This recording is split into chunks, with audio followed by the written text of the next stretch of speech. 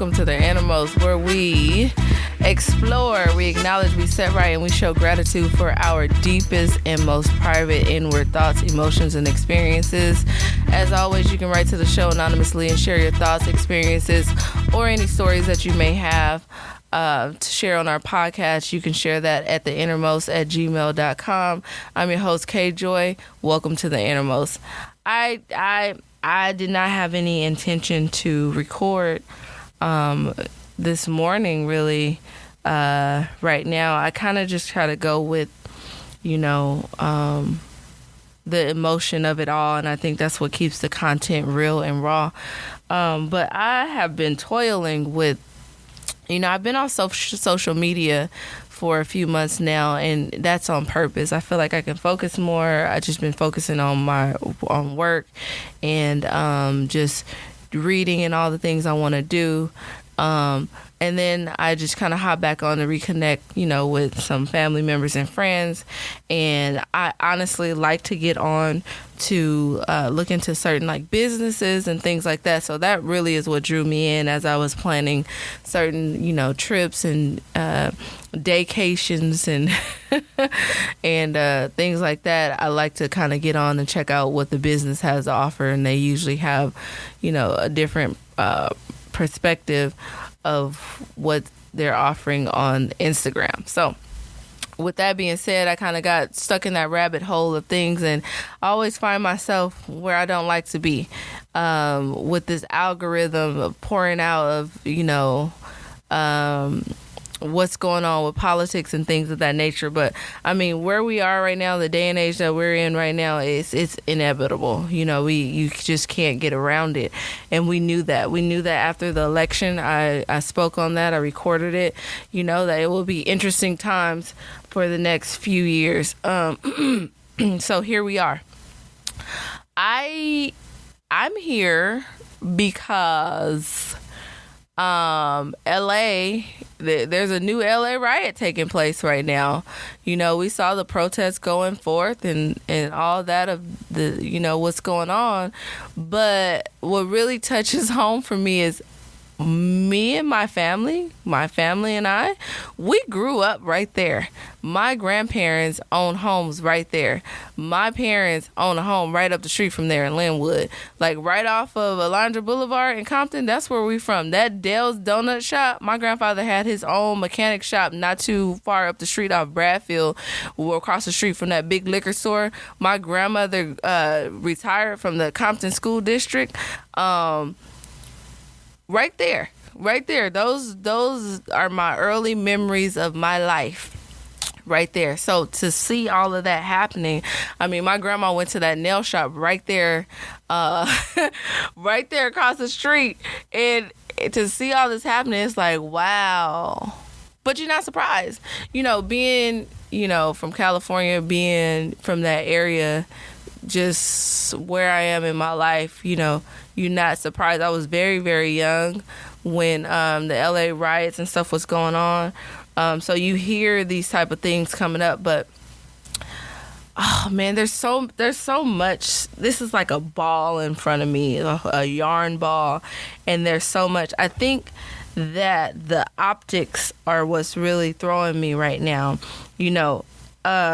First of all, in that area, there's no other way around it but to jump in. But first of all, in that area, when I was probably preteens to mid-teens, there was a lot of racial tension between Latinos and blacks. And that apparently, I don't know much about all of that stuff, but it was really bad. We were told to be safe and whatever, a lot of racial tension. How this election played out, I just keep trying to, toil over and think about it, that overwhelmingly African Americans came together and voted for Kamala Harris, and African Americans were highly confused at how divided the Latino vote was, right?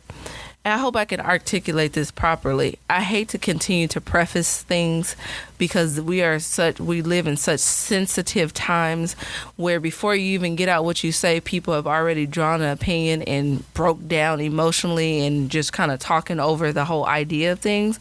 We're losing our intellectual grit to be able to really think about and talk about issues and resolve conflict.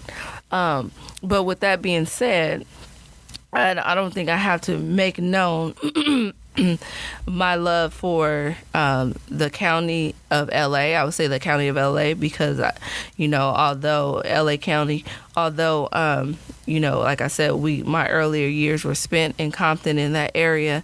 I am from Long Beach. So the love that people who are not involved in the bullshit, so to speak, we actually have a lot of love for each other, black and brown people. And the crazy part is there's levels to it. So back to what I was saying about the optics, what was disturbing me the most, and it was crazy for me to feel this way because I had to then evaluate how I felt. What was disturbing was the images of the American flag being burnt in the street.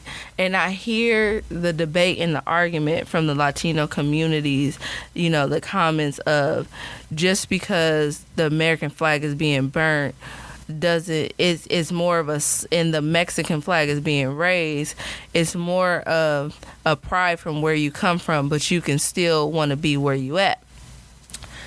That is the mentality. And with that mentality, I can see why that is the behavior. However, that one thing that keeps coming to mind, even back when, we were protesting the national anthem in the NFL and we were taking a knee, not burning the flag, taking a knee, it was still showing respect, but still showing a protest like, listen, we are the fabric of this land. You know what I mean? We fought the fight with the American flag raised high, and we still can't get the respect and the love as Americans, even from immigrants and foreigners. That's the pain that lies behind the African American experience. So what I toiled with and struggled with last night is that although it pains me, obviously it pains African Americans are like the nurturers of the land. And I don't think that was realized from the Latino community or from other people. I think that the narrative is always, and I hear this in so many different debates, the narrative is always to stay away from blackness, to stay away from black people. And so you don't really have an idea of who we are in this country. And we are the nurturers of this land. Our fight is not just for us, but it's always been for us and for other people. The issue with that is when this election happened, the divide came from we were able to see like, okay, we always looking out for other people, but people don't stand up when it come to us. So the hurt and the attitude, the pain behind that was we just gonna look out for ourselves. Well, I don't think that Latino communities, I'm saying that because they're going through it right now with this ICE situation, and it's sad to watch, it's sad to see, but it's not just the Latino communities, because as a teacher, like I mentioned before, I had a personal experience where I lost one of my students from them running from ICE. They were not Latino, they were not a part of that community. They were actually Indian. And so, it's affecting a lot of different communities. But the thing about it is, what I'm trying to say is, what is being experienced and witnessed today, the pain that people are saying that we don't understand, baby, we understood it. That's why we voted the way that we voted. We live it every single day. This is our American experience every single day. What is being played out, or actually worse, because what we see is, and this is the innermost, We seeing deportation. We get killed on the very land. We don't have no other country to go to. We don't have no other flag to raise in pride. This is a country that we're from and built. And still we don't get the love and respect and protection from it. And even in all of that, we still had the heart and the ability to try to sound alarms and say, listen, you don't want to vote that way. We know these people. We know this system. We know what it's going to do to your community. And instead of our voices being received, what happened was we were shut out. But here's the thing. Here's the kicker. Here's my realization. I was wrestling with that argument in my head because it pains me to see this, but at the same time, you know, when a person or a community or people, when you have experienced trauma to the level that we have, at some point when people stop hearing you, where do you think these sayings come from? This F around and find out. We're not just saying this stuff to be cute. We're not just clever and come up with all these things and these words and this culture that we have from just to be cool, and people adopt our culture and steal our culture and say our sayings and use the N word more than we do. I'm telling you, as an educator, I'm telling you as an African American, that we are not out there using the N word more than the Latino community. Y'all know this is a fact. The history behind it. What I am learning from this experience is that, as sad as this is going to sound, as real as this is, we couldn't understand why the vote was divided. I understand it now. It's crazy that I just say I understand it now, because the kids have this it's like a, I don't know what they call it, like a meme or a saying or whatever. Kids, they say I understand it now. I understand. No, sincerely, I understand it now, because there is a divide, a clear divide in the Latino community, right? A clear divide in the Latino community where they understand something that we don't understand. And I believe that is this. Where we are hurt, African Americans, and our perspective on America, we can get angry and we can protest and we can argue our rights and we can argue equality. We don't want shit from nobody. We built this shit. We'll go under before we, as my mama would say, let somebody keep my biscuits in your pocket. Before we allow somebody to keep our biscuits in their pocket, before we allow somebody to disregard, or before we kiss ass, that's the only way that I can really say it, we will go without. What I am seeing is this, is that is more, that is more of an American mindset. And I feel like the battle is between the Americanized Latinos and those who are either immigrants or are living in poverty, where you're not educated on the history of America. Because the mindset, it seems to be, is that I want to be in America for the opportunity, but I don't love America. And that is what is given off, and that is the mindset. And it seems like the split mindset in the Latino community is that they might understand that that's the mindset of their people. And the people who really love and are American citizens, Latinos who are really American citizens, they love the country and understand that it's more than just opportunity. They willing to say, I don't care about my own people, I'm going to vote against them. And something that we don't understand, because one thing about African Americans is that, and we've been through so much in this country, we cannot like the lifestyle or the way of being of our people. But in the end, we're going to band together and we're going to stand together. And I think it's because of our American experience. And so what threw me and what prompted me to make this recording is that I think that the optics are there like they always are in social media, and people emotions are running high. But there needs to be intellectual conversations happening to understand the undercurrent of really what's going on. I see a lot of protests and a lot of action, but I don't think they really understand the political climate in America. It's different. And I don't think anybody understands it more than African Americans and white people. And we usually are on separate sides of that spectrum, but we got an understanding at the end of the day.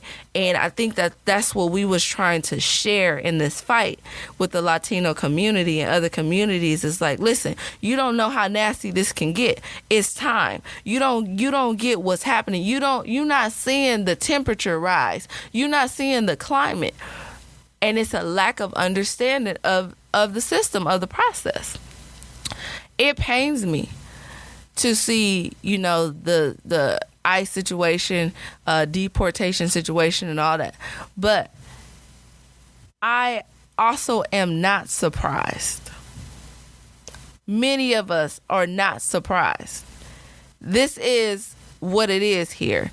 This is the F around and find out. This is This Is America by Childish Gambino. This is all the music that's being played, and things. The movements come from the music, come from the culture. Everything in our culture is a part of the movement, and it keeps getting infiltrated and copied and mimicked, but people are not understanding the political lining of it all. I just hope that, I don't know what will come of this, but I know something will come of it. This is like the pains. Like, I hate to sound cliche, but this is like the labor pains that are going on in America. Like, what will come of this? We in it, y'all. We in it in the thick. And I hope that, when I say this, I hope that not just Latino communities, foreigners and different people who have been brainwashed and bred to think to stay away from blackness and stay away from black people, that they start to open up their eyes to the knowledge that we have and understand that when we talk about unity, it's not just unity for just us. Well, it wasn't, but now we in a place where we done been hurt by so many other communities and looked over and just disregarded. So we like, okay, we're going to look out for us. And I say that because it's tough, because there's a lot of like flack, like, where are y'all? Why y'all not standing with us? Why y'all? And the argument is, we stood strong for y'all during this election. I love my Latino communities. I love the culture. But there's a disconnect when it comes to the understanding of American politics. And nobody could share that and teach that more than us. Because we were bearing the blood of the movement. We still do. So it's crazy to watch. It's more than just, this is deeper than... I think the understanding has to come from this. The optics are there, and as sad as it is, but it's deeper than what we seen. It's deeper than just the deportation and the ICE raids. This thing that we watching and facing play out, this is so much more deeper. Education has to come from this. Understanding has to come from this. A change and a revolution and resolution of the people have to come from this. You can't just dismantle this system without everybody being on. It's always going to find a way to try to rise above. And the more you think you gonna be standing side by side with the powers that be in this fight, the more they're gonna exploit you. And you have to learn, you have to understand that.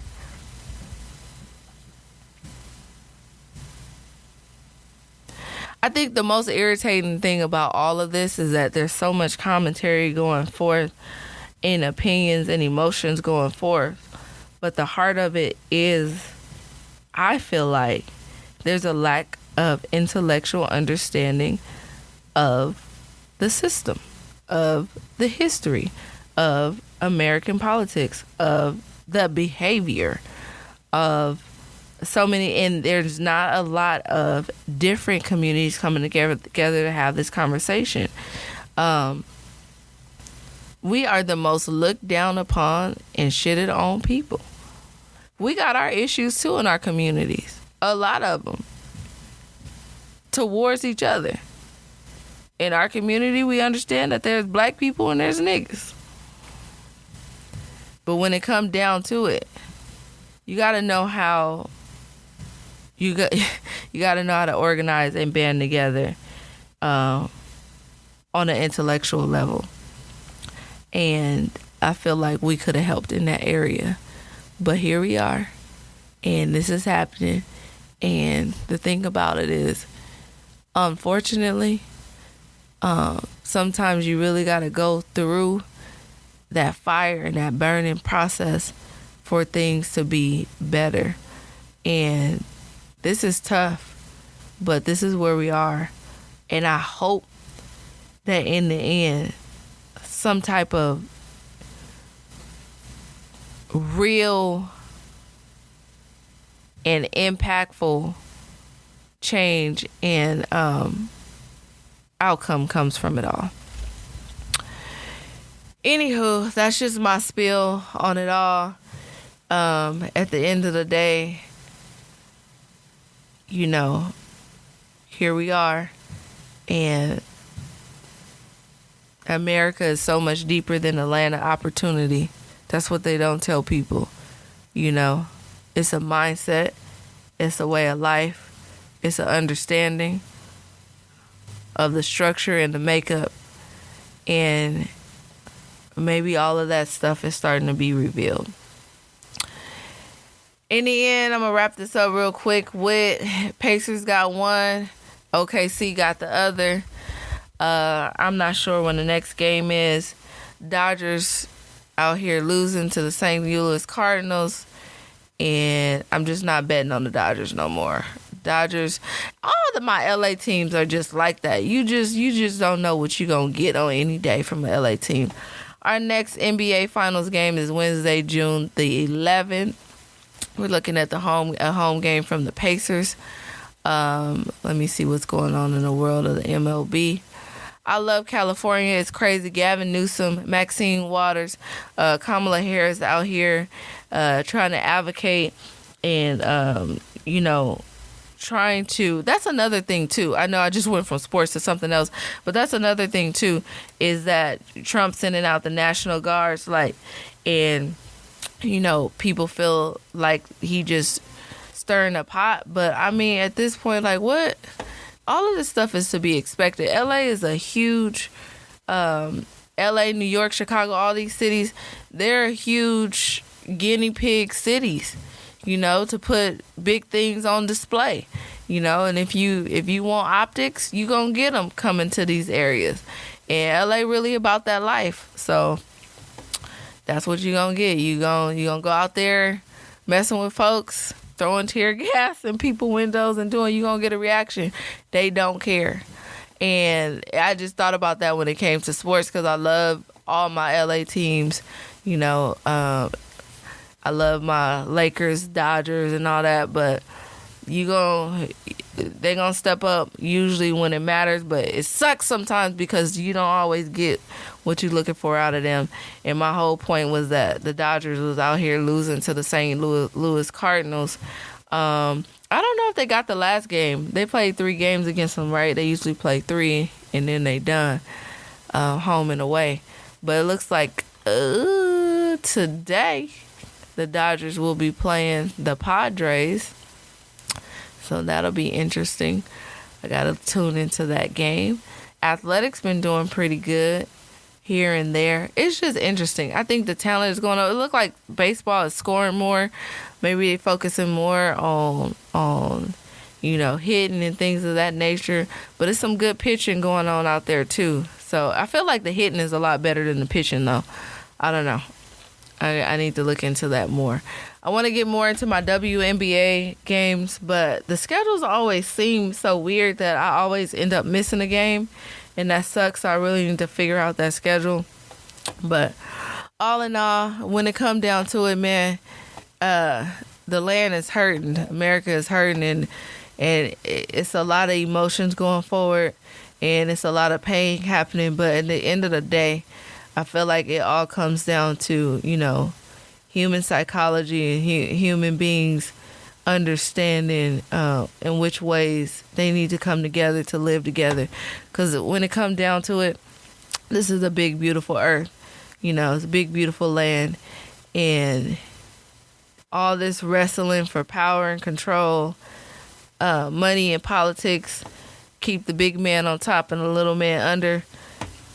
It's a cold system, and we need to learn how to maneuver within these realms so that we can enjoy our life. Because at the end of the day, we alive and we well, and we want to be able to enjoy our families and our friends and our loved ones and our church members and everybody from all communities. And it's tough right now because sometimes you got to go through what you got to go through and live through it. And that's just the way life is. That's just how history is. So hopefully, hopefully things get better soon. And hopefully relationships get better soon. Hopefully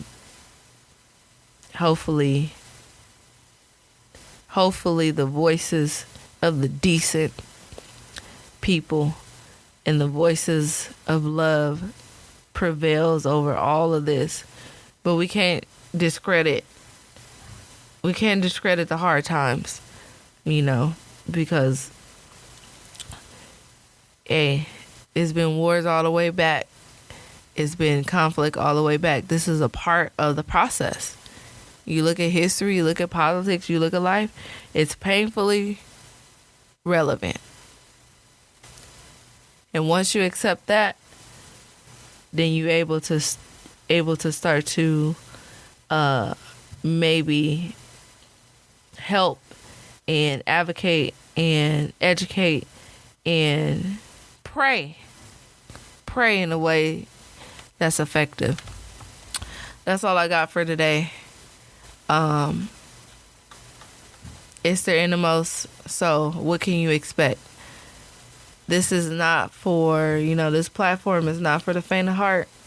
It's for those who are able to, check their gut and ask questions of themselves and about the people around them and the things that's happening around them that don't feel good, that stir up pain, that stir up, that make you uncomfortable. And everybody is not for that, but for those of us who are, thank you for taking your valuable time to hang out, address some of the thoughts and opinions that often only reside in their innermost.